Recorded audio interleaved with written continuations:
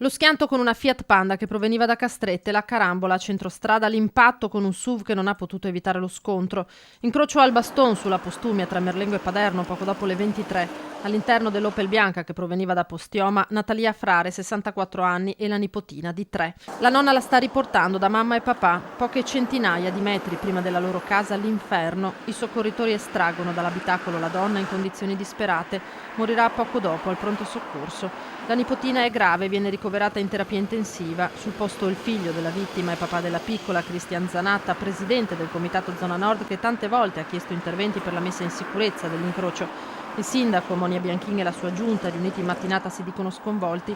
Il problema c'è da decenni, ma la competenza è provinciale. Non è facile, non dico il dialogo, ma trovare sintonia con la provincia in merito, diciamo, alla gestione, ecco, di questa problematica. La provincia sa benissimo che quell'incrocio va affrontata, sa benissimo che quel tratto è percorso a forte velocità a qualsiasi ora del giorno, anche con mezzi pesanti, però fino ad oggi non ha saputo dare, diciamo, le risposte alle domande che noi chiedevamo. Niente riduzione del limite di velocità, niente autovelox, ma la situazione, dice il sindaco, non è più accettabile. Come comune ci sentiamo un po' forse, non dico presi in giro, ma quantomeno ci sentiamo sottovalutati, oppure, come va di moda, cittadini di serie B. A questo punto abbiamo detto basta e già avevamo pronta una lettera a seguito dell'incidente della scorsa settimana per rinnovare, ecco, la volontà di addivenire ad una soluzione, e ad oggi, insomma, ancora con più forza chiederemo un incontro che sia però